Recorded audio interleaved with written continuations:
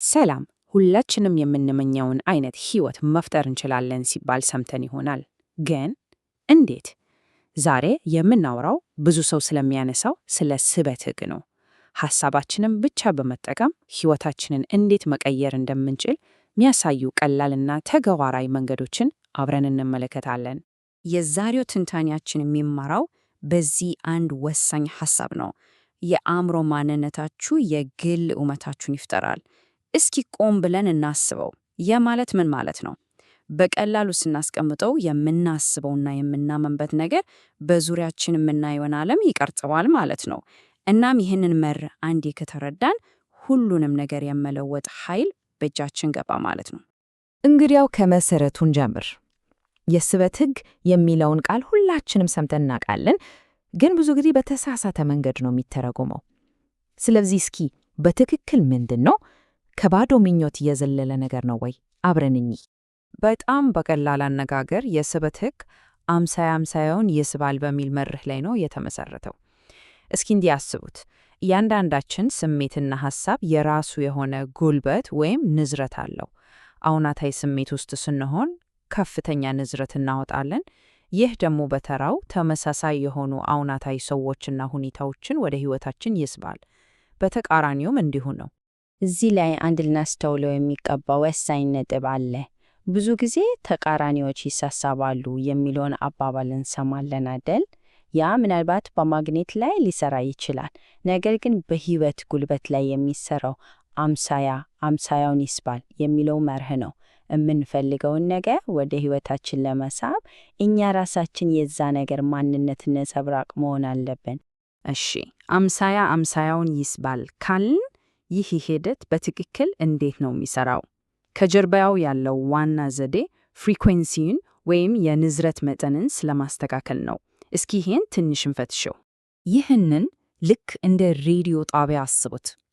የምንፈልገው ሙዚቃ ለማዳመጥ ትክክለኛው ፍሪኩዌንሲ ላይ ማስተካከል እንዳለብን ሁሉ የምንፈልገውን እውነታ ለመቀበልም በመጀመሪያ በዚያ እውነታ ፍሪኩዌንሲ ላይ መሆን አለብን። ሐሳባችንና ስሜታችን ከተፈለገውን ነገር ጋር ካልተናበበ መልእክቱ በፍጹም ሊደርሰን አይችልም ማለት ነው።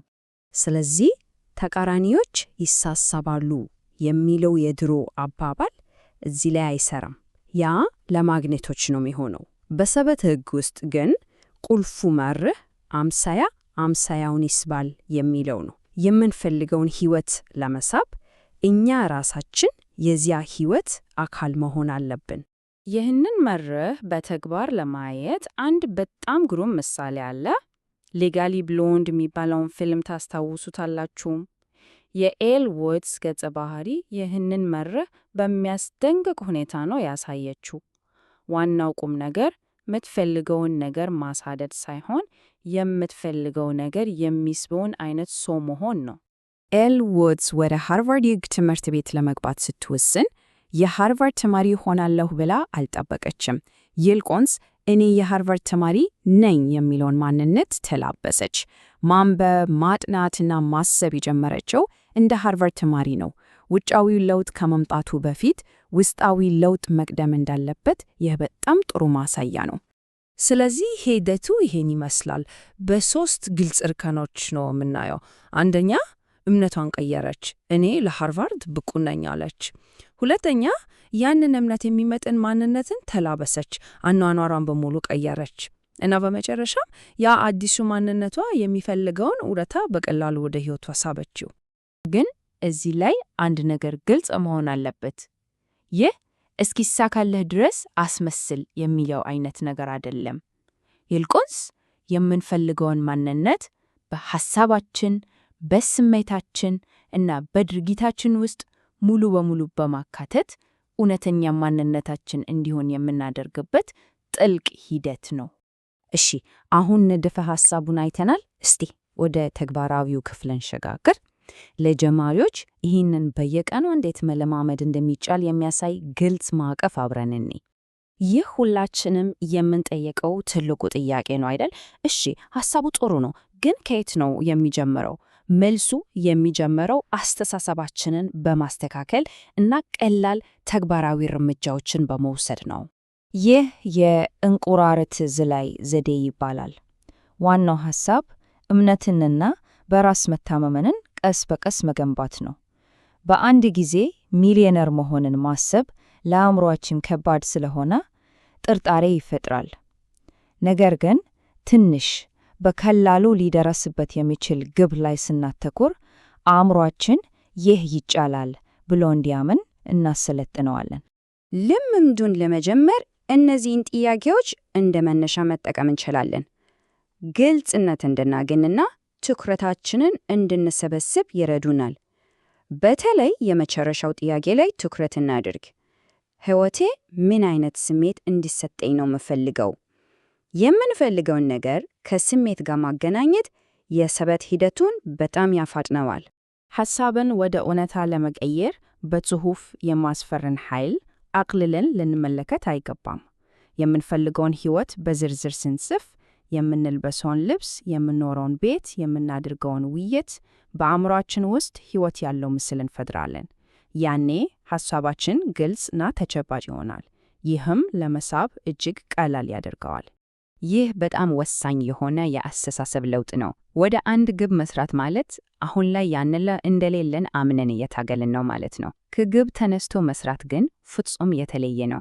ግቡ አስቀድሞ እንደተሳካ በማመን እና ያንን የስኬት ስሜት አሁኑኑ እየተሰማን መንቀሳቀስ ማለት ነው። ልዩነቱ አንዱ ከእጦት ስሜት ሲነሳ፣ ሌላኛው ከምልአት ስሜት መነሳቱ ነው። አሁን እስቲ ሁላችንም የምናስበውን ጥያቄ እንጠይቅ። የስበት ሕግ እውነት የሚሰራ ከሆነ ለምንድን ነው ሁላችንም ሎተሪ አሸንፈን ሚሊዮነር የማንሆነው? መልሱ ምናልባት ሊያስገርመን ይችላል። 70%። ይህ ቁጥር ብቻውን ብዙ ላይነግረን ይችላል።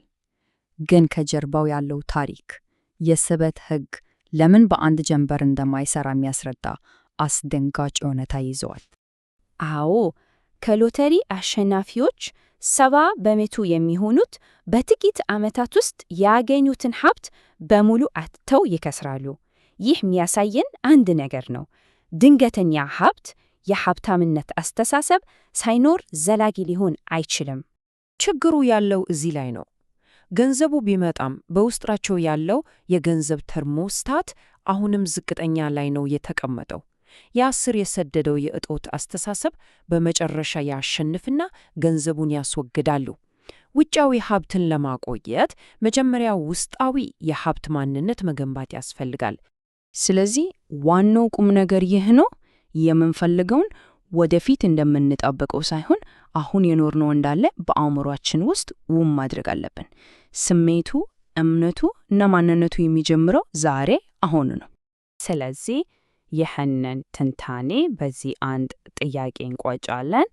ራሳችንን እንድንመረመር እና የመጀመሪያውን እርምጃ እንድንወስድ የሚያነሳሳ ወሳኝ ጥያቄ ነው።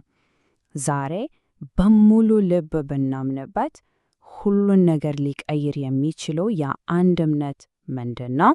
መልካም ጉዞ።